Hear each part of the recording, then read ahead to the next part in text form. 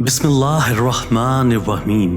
جس شخص کو سوچ بچار کی عادت ہے وہ اپنی روح سے دو بدو کلام کرتا ہے۔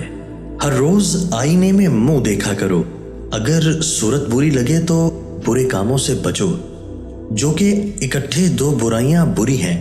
اگر اچھی صورت ہے تو برائی کرنے سے اسے خراب مت کرو۔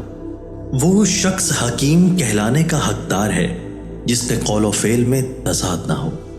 اہل علم کا امتحان کثرت علم سے نہیں بلکہ دیکھنا یہ ہے کہ فتنہ انگیز باتوں سے کس طرح بچ سکتے ہیں۔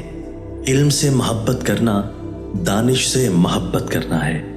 بات کرنے سے پہلے سوچ لو ورنہ پچھتانا پڑے گا۔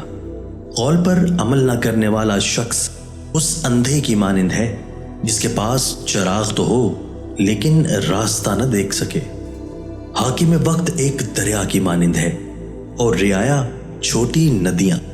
اگر دریا کا پانی میٹھا ہوگا تو ندیاں بھی میٹھا پانی دیں گی، اور اگر دریا کا پانی تلخ ہوگا تو لازمی ندیوں کا پانی بھی تلخ ہوگا۔